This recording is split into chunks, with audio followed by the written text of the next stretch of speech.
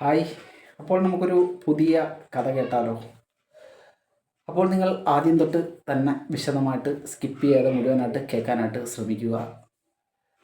അപ്പോൾ ഒരു അച്ഛനും മകനും കൂടെ ഒരു ദിവസം ഇങ്ങനെ റോഡിൽ കൂടെ നടക്കുകയായിരുന്നു. അപ്പോൾ അവർ രണ്ടുപേരും വളരെ സന്തോഷവന്മാരായിട്ട് ഒരുപാട് കാര്യങ്ങളൊക്കെ പറഞ്ഞ് ഇങ്ങനെ നടന്നുകൊണ്ടിരിക്കുന്ന വഴിക്ക് ഒരു മരത്തിൻ്റെ ഒരു ചില്ല ഇങ്ങനെ താഴ്ന്നു കിടക്കുന്നുണ്ടായിരുന്നു.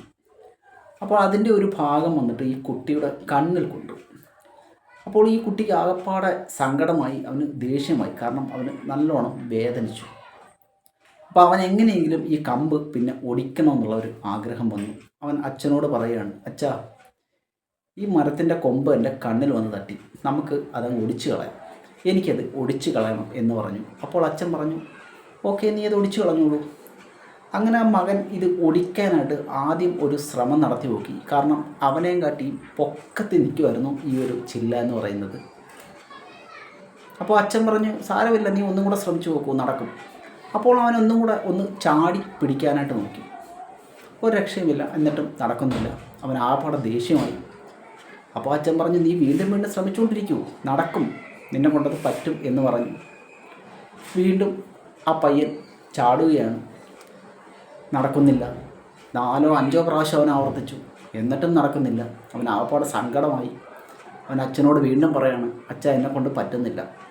അപ്പം അച്ഛൻ വീണ്ടും അവന് പ്രോത്സാഹനം കൊടുക്കുകയാണ്, നിന്നെ കൊണ്ട് സാധിക്കും എന്ന് പറയുകയാണ്. ഉടനെ ഈ മകൻ പിന്നെയും ശ്രമിക്കുകയാണ്, നടക്കുന്നില്ല.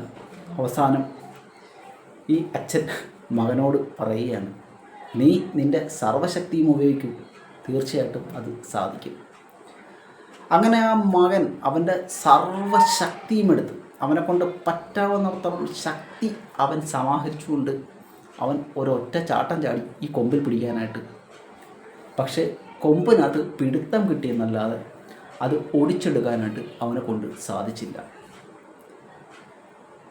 അവൻ നിരാശനായി, ആപ്പാടെ വിഷമമായി. അവൻ അവിടെ താഴെ ഇരുന്നിട്ട് അച്ഛനോട് പറയാണ്, അച്ഛാ, ഞാൻ ഇത്രയൊക്കെ ശ്രമിച്ചിട്ടും എനിക്ക് ആ കൊമ്പൊടിക്കുവാനായിട്ട് പറ്റിയില്ല.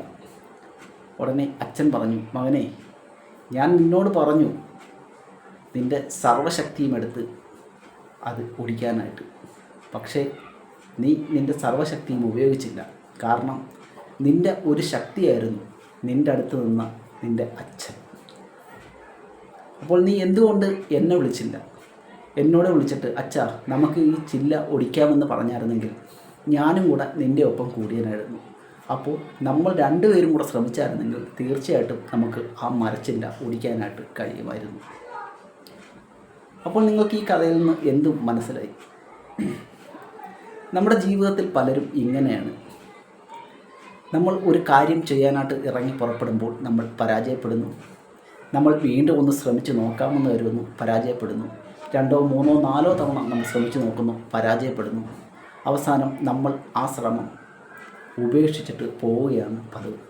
പക്ഷേ ഈ അച്ഛൻ പറഞ്ഞ പോലെ നമ്മുടെ ചുറ്റുമുള്ള ശക്തികളെ നമുക്ക് ഉപയോഗിക്കാൻ പറ്റിയിരുന്നെങ്കിൽ, അല്ലെന്നുണ്ടെങ്കിൽ നമുക്ക് നമ്മുടെ ലക്ഷ്യത്തിൽ എത്താൻ വേണ്ടിയിട്ട് പല കാര്യങ്ങൾ ഉണ്ടായിരുന്നു കാണും, പല ആൾക്കാരുണ്ടായിരുന്നു കാണും, പല കാര്യങ്ങളല്ലാതെ തന്നെ നമുക്ക് അനുകൂലമായിട്ടുണ്ടായിരുന്നു കാണും. പക്ഷേ ഇതൊന്നും നമ്മൾ ഉപയോഗിച്ചില്ല.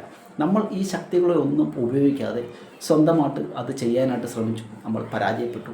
പക്ഷേ നമുക്ക് ചുറ്റുമുള്ള ഈ ഒരു ശക്തികളെ നമ്മൾ ഉപയോഗിച്ചിരുന്നെങ്കിൽ, നമ്മൾക്ക് ഫലവത്തായിട്ടുള്ള ഈ ശക്തി നമ്മൾ കണ്ടെത്തി ഉപയോഗിച്ചിരുന്നെങ്കിൽ നമുക്ക് തീർച്ചയായിട്ടും ആ ലക്ഷ്യത്തിലോട്ട് എത്താനായിട്ട് പറ്റുമായിരുന്നു. അപ്പോൾ നമ്മളിൽ പല ആൾക്കാരും ഇങ്ങനെയാണ്. അപ്പോൾ നിങ്ങളുടെ ചുറ്റുമുള്ള നിങ്ങളുടെ ശക്തികളെ നിങ്ങൾ ഉപയോഗിക്കാനായിട്ട് ശ്രമിക്കുക.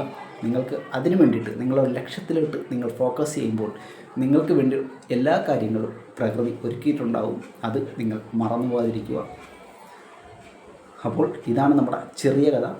ഇഷ്ടമായെങ്കിൽ ലൈക്ക് ചെയ്യുക, ഷെയർ ചെയ്യുക, അതേപോലെ കമൻറ്റ് ചെയ്യുക.